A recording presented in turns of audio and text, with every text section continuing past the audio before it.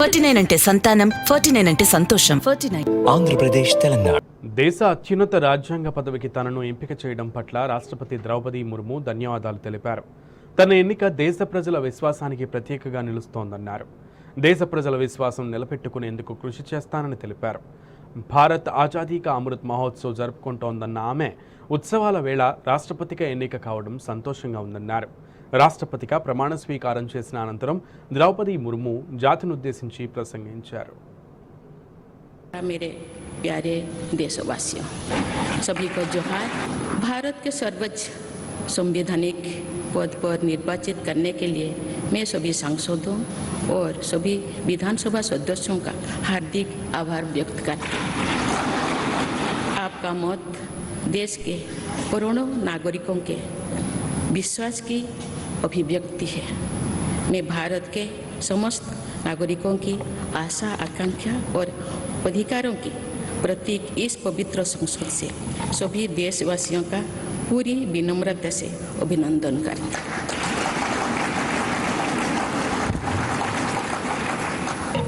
आपकी आत्मीयता, आपका विश्वास और आपका सहयोग मेरे लिए इस नए दायित्व का निभाने में मेरी बहुत बड़ी ताकत रहेगी। मुझे राष्ट्रपति के रूप में देश ने एक ऐसे महत्वपूर्ण कालखंड में चुना है जब हम अपनी आज़ादी का अमृत महोत्सव मना रहे हैं। इस ऐतिहासिक समय में जब भारत अगले 25 वर्षों के विजन को हासिल करने के लिए पूरी ऊर्जा से जुटा हुआ है, मुझे ये जिम्मेदारी मिलना मेरा बहुत बड़ा सौभाग्य है। मैं देश की ऐसी पहली राष्ट्रपति भी हूँ जिसका जन्म आज़ाद भारत में हुआ है। हमारे स्वाधीनता सेनानियों ने आज़ाद हिंदुस्तान के हम नागरिकों से जो अपेक्षाएं की थी, उनकी पूर्ति के लिए इस अमृत काल में हमें तेज गति से काम करना होगा। मैंने अपनी जीवन यात्रा पूर्वी भारत में ओडिशा के एक छोटे से आदिवासी गांव से शुरू की थी। मैं जिस पृष्ठभूमि से आती हूँ, वहाँ मेरे लिए प्रारंभिक शिक्षा प्राप्त करना भी एक सपने जैसा ही था, लेकिन अनेक बाधाओं के बावजूद मेरा संकल्प दृढ़ रहा और मैं कॉलेज जाने वाली अपने गांव की पहली बेटी थी।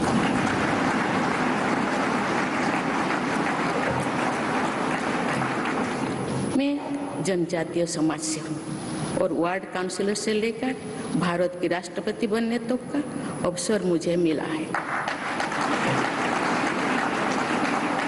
ये लोकतंत्र की जननी भारतवर्ष की महानता है।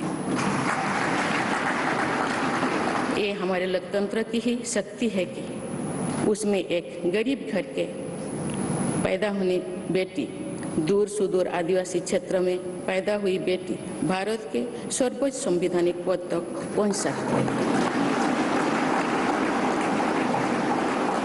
राष्ट्रपति के पद पहुंचना मेरी व्यक्तिगत उपलब्धि नहीं है, ये भारत की प्रत्येक गरीब की उपलब्धि है। मेरा निर्वाचन इस बात का सबूत है कि भारत में गरीब सपने भी देख सकता है और उन्हें पूरा भी कर सकता है।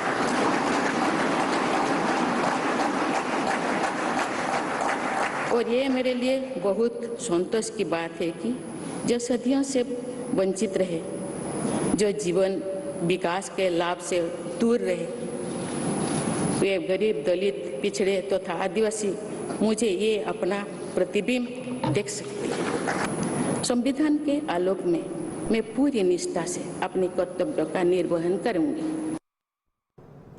రాష్ట్రపతి భవన్ నుంచి మాజీ రాష్ట్రపతి రామ్నాథ్ కోవింద్ వీడ్కోలు తీసుకున్నారు. త్రివిధ దళాలు ఆయనకు గౌరవ వందనం సమర్పించి వీడ్కోలు పలికాయి. అనంతరం ఆనవాయితీ ప్రకారం సిబ్బంది, అధికారులు ఆయనకు వీడ్కోలు తెలిపారు. అధికారిక వాహనంలో ఆయన్ను ఇంటికి తీసుకెళ్లారు. టెన్షన్ పత్లో రామ్నాథ్కు భవనాన్ని కేటాయించారు. आभार भी और विदाई भी. Built a close rapport with during his tenure.